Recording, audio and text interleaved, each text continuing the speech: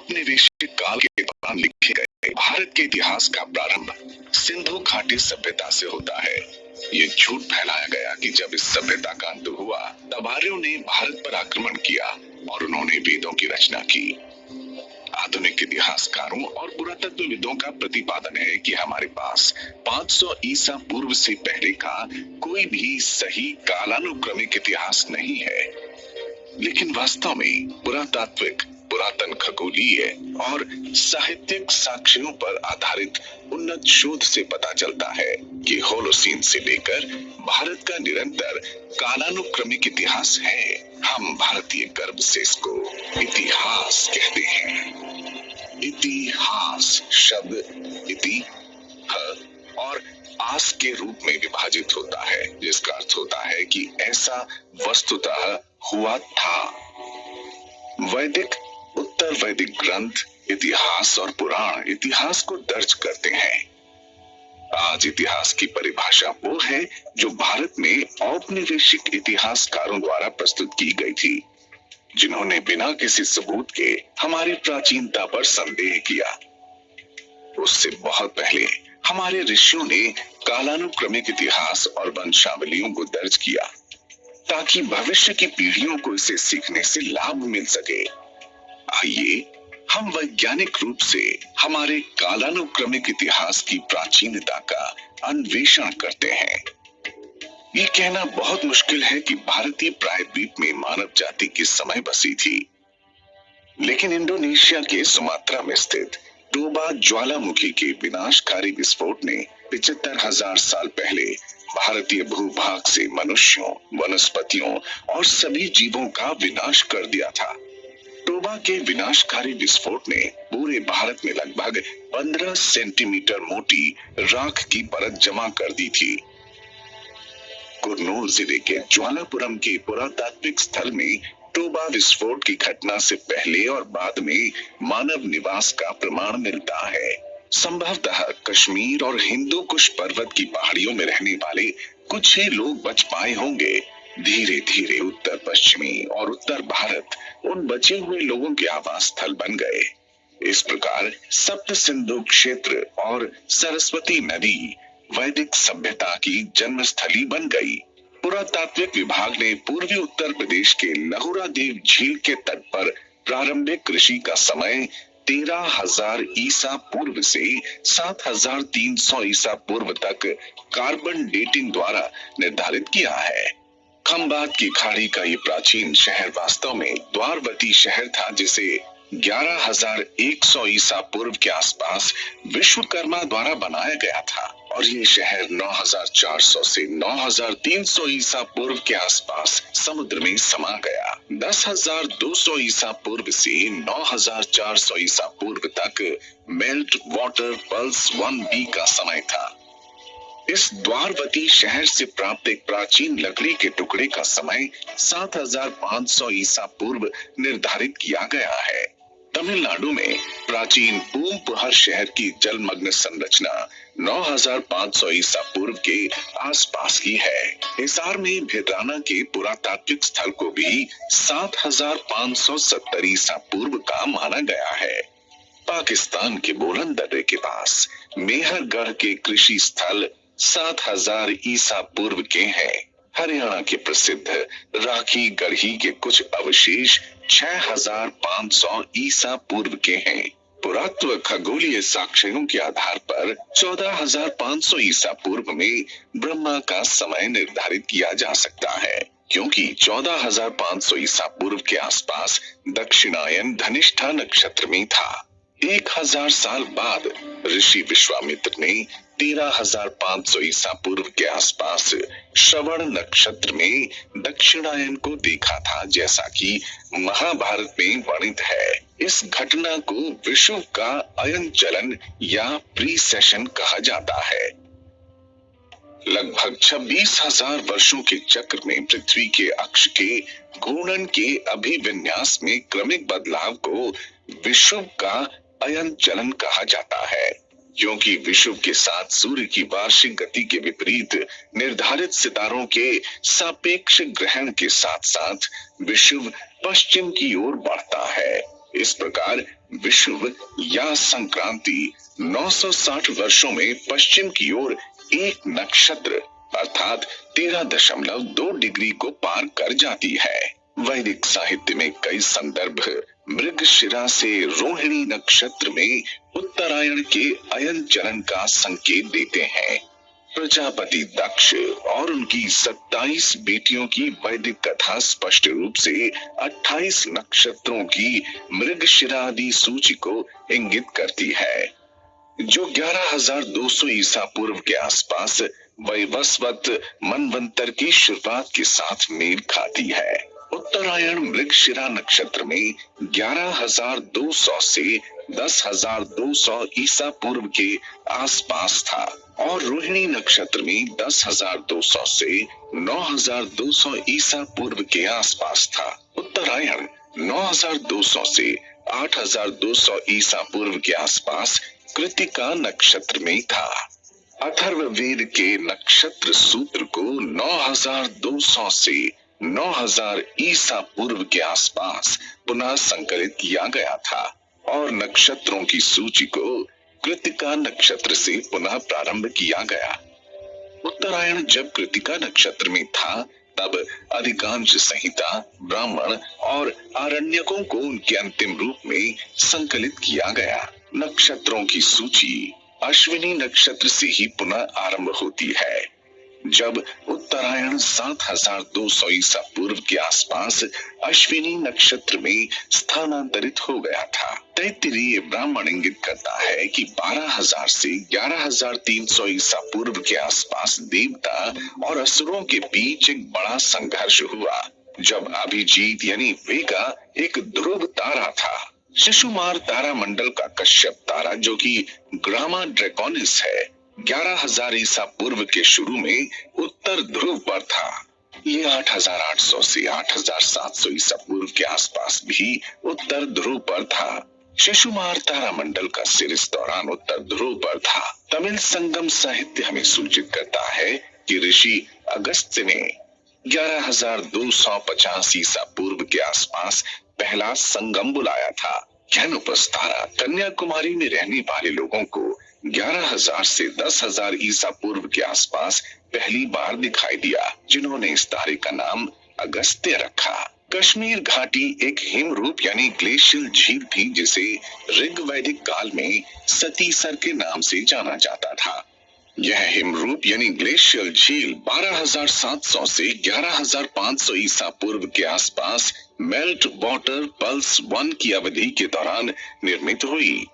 वराहमूल यानी बारामूला दर्रा हिमनदों यानी ग्लेशियर्स के पिघले हुए जल को रोक रहा था। नीलमत पुराण दर्शाता है कि कश्मीर घाटी एक बड़ी झील थी, जो वैवस्वत मनवंतर के दौरान आवासीय स्थल के रूप में विकसित हुई।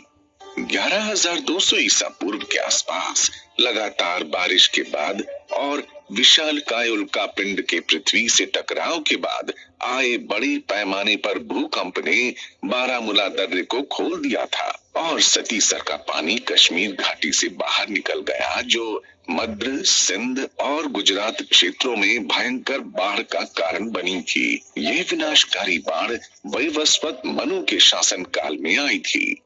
वैदिक सरस्वती नदी की उत्पत्ति बद्रीनाथ के पास प्लक्ष प्रस्रवण में हुई थी और ये पृथुदक अर्थात पेहोवा तक बहती थी। इसके बाद वैदिक नदी सरस्वती ने कुरुक्षेत्र से दक्षिण पश्चिमी दिशा पकड़ी और हिसार, सांभर झील, पुष्कर और जोधपुर से प्रवाहित होते हुए कच्छ के महान रण तक बहने लगी। 11,200 ईसा पूर्व में बड़े पैमाने पर भूकंप के कारण सरस्वती ने अपना मार्ग बदल लिया और कुरुक्षेत्र, सिरसा से कालीबंगा और अनूपगढ़ तक पश्चिम की ओर बहना शुरू कर दिया।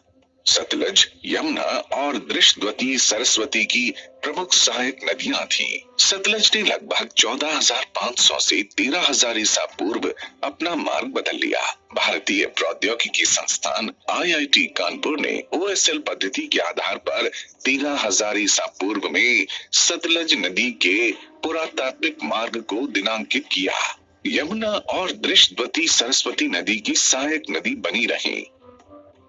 वैदिक काल में यमुना की 2 धाराएं थीं, यमुना की एक धारा पश्चिम की ओर बहती थी और सरस्वती में विलीन हो जाती थी, जबकि एक अन्य धारा पूर्व की ओर बहती थी और प्रयाग में गंगा नदी में विलीन हो जाती थी। सीमांत रूप से यमुना की वाय वन पुरातात्विक धारा, जो कि सरस्वती की एक सहायक नदी थी, ने 11,200 ईसा पूर्व के आसपास अपनी दिशा बदल दी थी। ऐसा प्रतीत होता है कि यमुना में सरस्वती सत्र के अवभृत अनुष्ठान को सरस्वती और यमुना के विलुप्त संगम के स्मरण के लिए प्रस्तुत किया गया होगा। समुद्र शास्त्रीय अध्ययनों के अनुसार लगभग 10,000 से 9,500 वर्ष पहले 500 वर्षों में समुद्र का स्तर अचानक 28 मीटर बढ़ गया था। 10,000 से 9,500 ईसा पूर्व के इस त्वरित समुद्र स्तर को मेल्ट वाटर पल्स 1B का नाम दिया गया है।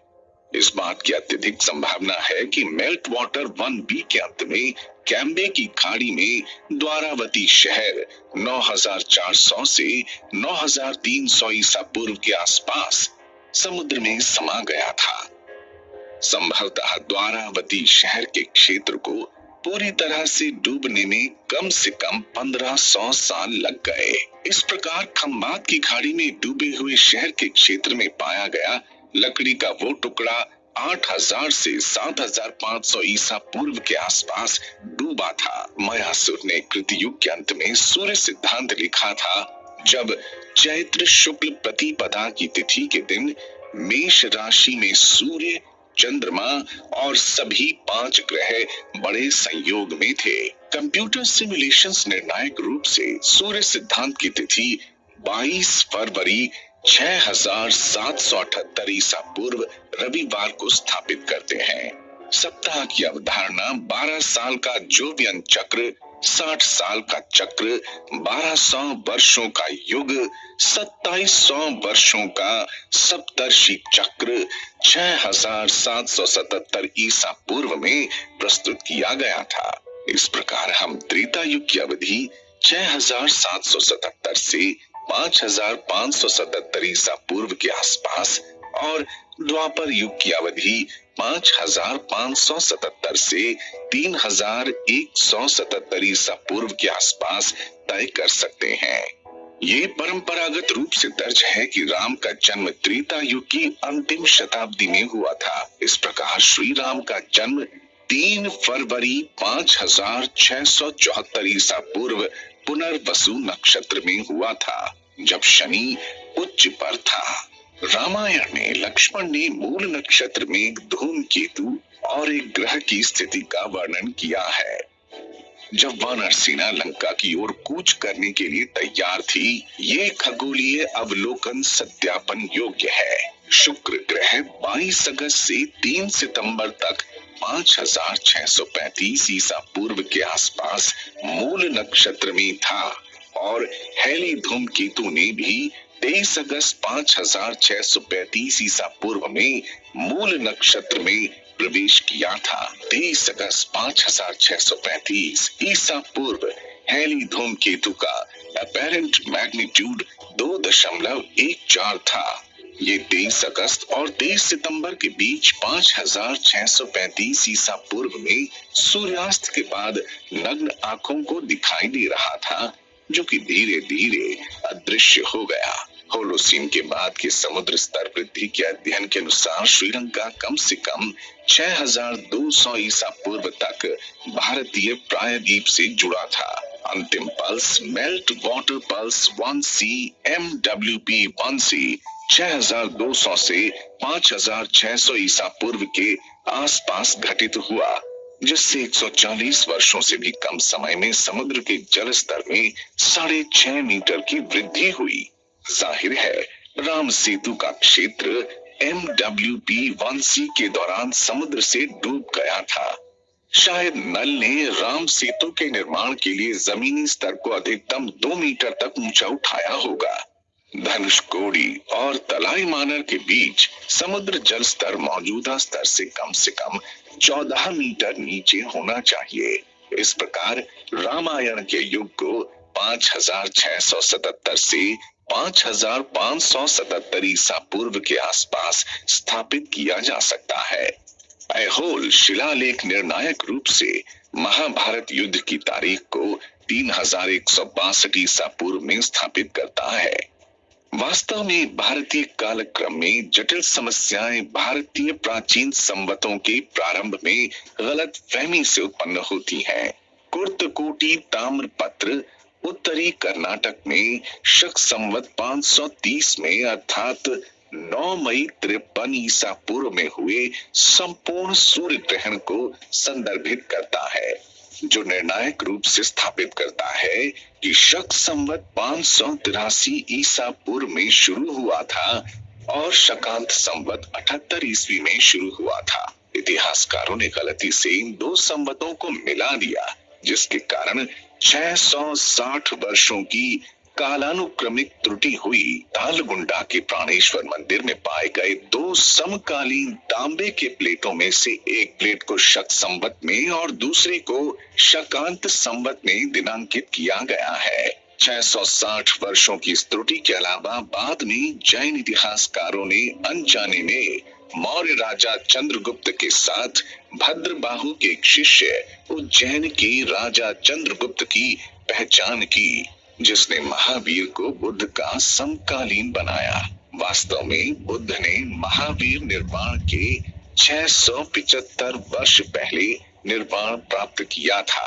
पुराणों और बर्मा के शिलालेखों से स्पष्ट है कि बुद्ध ने 1864 ईसा पूर्व में निर्वाण प्राप्त किया था। लुम्बिनी में हाल की खुदाई और लुम्बिनी में बौद्ध तीर्थ स्थल के केंद्र में स्थित खंदक यानी ट्रेंच C5 से एकत्र किए गए रेडियो कार्बन के नमूने भी 1681 ईसा पूर्व की प्रारंभिक तिथि को दर्शाते हैं। इस प्रकार शक संवत और शकांत संवत के दो अलग अलग इपॉक्स को एक मानने के कारण और भद्रबाहु के शिष्य चंद्रगुप्त की गलत पहचान के कारण बुद्ध निर्वाण की तिथि में 1380 वर्षों की कालानुक्रमिक त्रुटि आ गई है। वस्तुतः बुद्ध निर्वाण 1864 ईसा पूर्व में हुआ था, जो कि 6ठी शताब्दी ईसा पूर्व में आदि शंकराचार्य की पारंपरिक तिथि को सही ठहराती है। वेद वीर आर्य द्वारा किए गए संपूर्ण शोध कार्य को दो पुस्तकों में प्रस्तुत किया गया है।